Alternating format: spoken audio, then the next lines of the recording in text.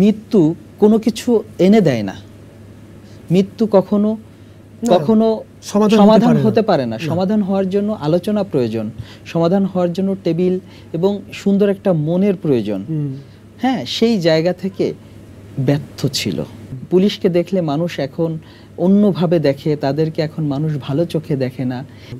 সোহাগ ভাই, এই পুরো প্রক্রিয়াটার মধ্যে আপনার পরিবারও সাফার করেছে, আমরা জানি, তারাও নিরাপত্তাহীনতার মধ্যে ছিল। আসলে আমার ওয়াইফ তখন হচ্ছে 8 মাসের প্রেগনেন্ট। আচ্ছা। হ্যাঁ, আমার 8 মাসের বাচ্চা কিন্তু আমার ওয়াইফের গর্ভে ছিল। তো আমি কিন্তু তখন আমার পরিবারের দিকে খেয়াল করিনি। আমি কিন্তু তখন এই নিউজের পিছনে আপনি আপনার দায়িত্ব পালনে ব্যস্ত ছিলাম। এবং আমি বলবো যে রাত 11টার দিকেও কিন্তু আমি বাসা থেকে বের হয়ে গেছি যাত্রাবাড়িতে।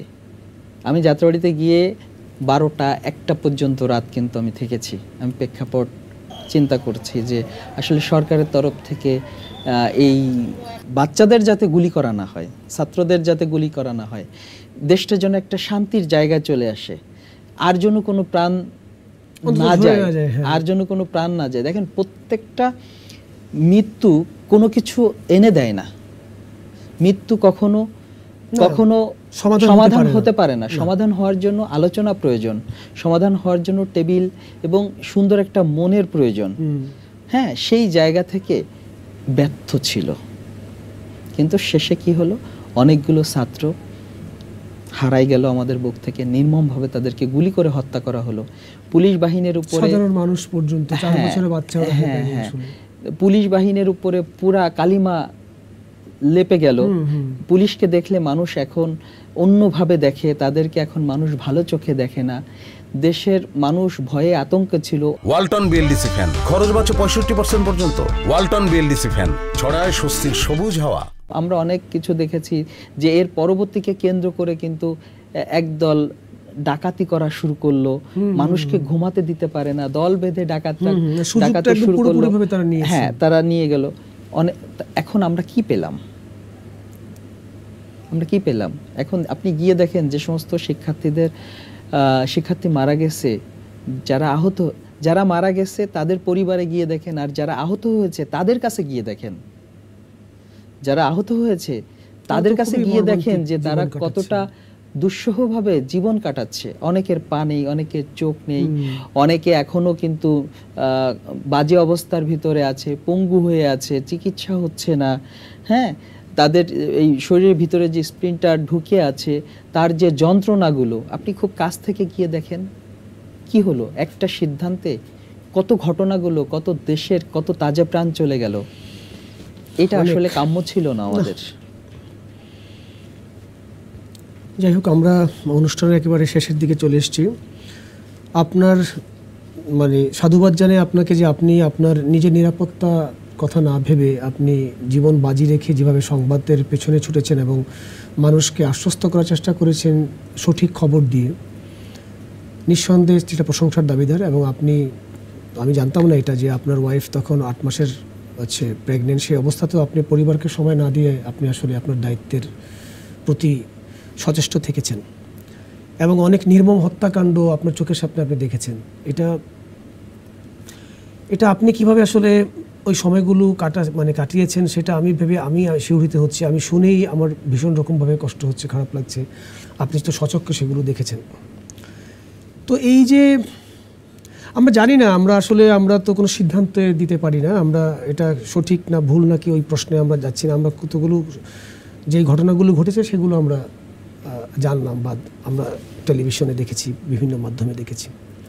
এখন যে বাংলাদেশটা তৈরি হলো, এইটাকে আপনি কিভাবে দেখেন? কোন সম্ভাবনার জায়গা থেকে দেখেন?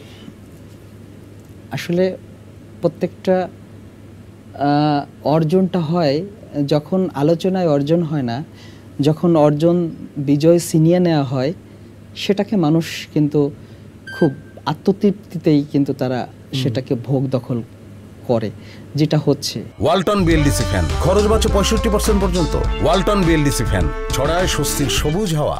এই দেশটা এখন ছাত্র আন্দোলনে ছাত্ররা জয় করেছে বা সরকারকে পতন করেছে। তো সেই জায়গা থেকে এখন যে যা কিছু হচ্ছে, ছাত্ররা উপদেষ্টা পরিষদেও কিন্তু আছে, একটা অন্তর্বর্তীকালীন সরকার রয়েছে। তো এত বড় একটা ঘটনার পরে যেহেতু পুলিশের কিন্তু অনেক রদবদল হয়েছে, অনেক পুলিশ কিন্তু এখনো সব sector-এ,